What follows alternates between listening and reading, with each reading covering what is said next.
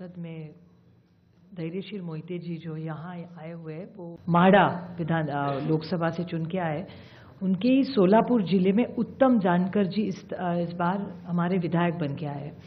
उत्तम जानकर जी सोलापुर डिस्ट्रिक्ट से चुन के आए। उनका कहना है कि उनको वोटिंग जो हुआ है मरकटवाड़ी, आप सब ने बहुत उस पर टीवी पे भी कवरेज दिया था, उसमें उनका मानना है कि वो चुन के आए हैं लेकिन उनको जो वोट पड़ने चाहिए वो नहीं मिले हैं, तो वो फिर से जीते हैं, फिर भी री इलेक्शन चाहते हैं और कह रहे हैं कि बैलेट पे लिया जाए।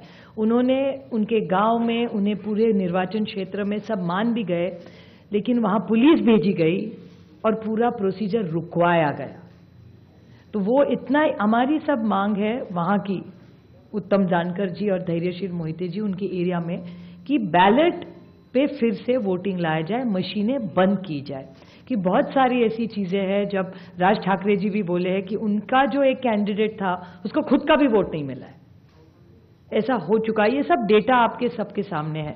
और दूसरी बड़ी बात, मैं इलेक्शन कमीशन वैसे तो बड़ी महत्वपूर्ण जगह है, लेकिन मैं बड़ी विनम्रता से कहना चाहती हूँ, हम और सेना बहुत वहां लड़े हैं। जिस तरह से हमारी पार्टी तोड़ी गई, जिस तरह से हमारे विधायक, हमारे एमपी, सांसद तोड़ा गया, पार्टी तोड़ी गई, हमारी लड़ाई आज भी शिवसेना की और एनसीपी की आज भी सुप्रीम कोर्ट में चल रही है। लेकिन और एक छोटी चीज उन्होंने की कि हमें जो सिंबल दिया गया और दूसरा सिंबल तुतारी वाजवणारा माणूस और तुतारी मराठी में, वो एक ही शब्द तुतारी तुतारी उन्होंने किया। और इसी सरकार के एक बड़े मंत्री है आज सरकार में, उन्होंने कहा था, जो आप सब ने मराठी चैनल्स ने दिखाया था, कि सातारा की सीट एनसीपी हार गई क्योंकि ये ट्रम्पेट और तुतारी थी, नहीं तो बीजेपी का वो सांसद हार जाता। ये सिर्फ मैं नहीं कह रही हूं, इस सरकार के एक बड़े नेता कह रहे, जो मराठी चैनलों ने दिखाया, आज सरकार में है महाराष्ट्र में।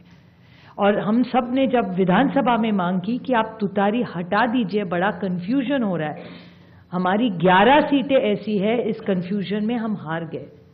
तो हमारी विनती थी कि आप ये तुतारी हटाइए, तो बोले तुतारी हम ये सिंबल नहीं है, हमने डेटा दिखाया कि कंफ्यूजन हो रहा है ये सिंबल के कंफ्यूजन में, फिर उन्होंने ट्रम्पेट नाम बदल लिया, लेकिन तुतारी वो रखी वैसे, क्योंकि जब बाहर वो जाता था वो देख रहा था तुतारी वाजवणारा माणूस तुतारी, हम उस तरह, उसी कारण हम सातारा की सीट हारे। और ये भी सत्ता पक्ष मान रहा है, रिकॉर्ड पे उन्होंने कहा है।